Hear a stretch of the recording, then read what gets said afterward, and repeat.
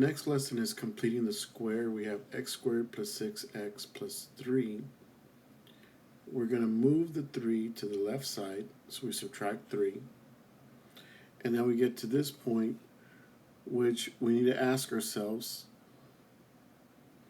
coefficient. In this case, the middle coefficient is 6. So what you have to do is divide by 2, and then you have to square it, and that's what they did here. So you have x squared plus 6x plus 9 is equal to negative 3 plus 9. You look at the left side, you notice that that is a perfect square. So that is x plus 3 times x plus 3, which gives us x plus 3 squared, is equal to negative 3 plus 9, which gives us 6. Now, since we want x by itself, we're going to square root the left side and the right side. And we have x plus 3 equals the square root of 6, and then x plus 3 equals the negative square root of 6. So both answers are x equal negative 3 plus or minus square root of 6. In our next example, we have x squared plus 8x equals negative 4. So we're going to rewrite this. So we have x squared plus 8x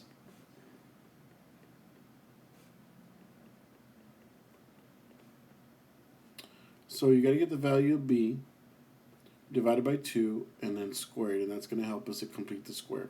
So the value of b is 8 divided by 2, and then you square it. So 8 divided by 2 is 4. 4 squared is 16. So 16 here is going to make this a perfect square. So you have negative 12 plus 16.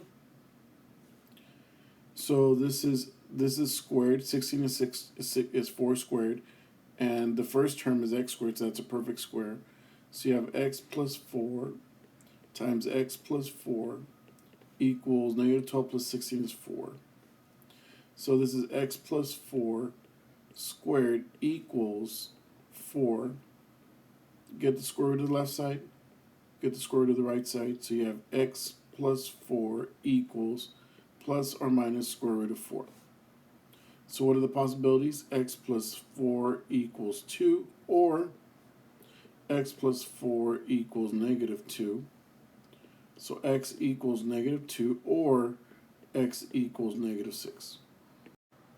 Here's an example that's already worked out. We have solved the quadratic equation by completing the square. We have x squared minus 10x equals negative 14. So we have x squared minus 10x equals negative 14. Get half of negative 10, which is negative 5, and then square it. So you have x squared minus 10x plus 25 is equal to negative 14 plus 25. And so you have 11. So you have this here. You have x minus 5 squared equals 11. Get the square root of the left side. Get the square root of the right side. So you have x minus 5 equals plus or minus the square root of 11. You move that negative 5 to the right, and I'm going to write it up here. So it's 5 plus or minus square root of 11, and those are the two possible answers. Now we're going to do this one. We have x squared minus 2x equals 1. I move the negative 1 to the right. I'm going to divide negative 2 by 2, which gives negative 1. So we have x squared minus 2x, and then squared, so it's plus 1, equals 1 plus 1. Since I add 1 to the left, I add 1 to the right. So remember that you have to get half of b and then square it to complete the square. So we have b, in this case, was negative 2 divided by 2, square, and you get 1, and that's how we got 1. So there's a perfect square. X minus 1 squared equals 2. Get the square root of both sides.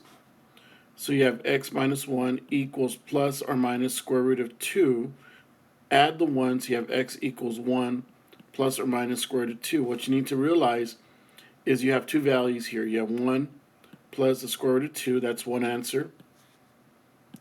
And the second answer is 1 minus square root of 2.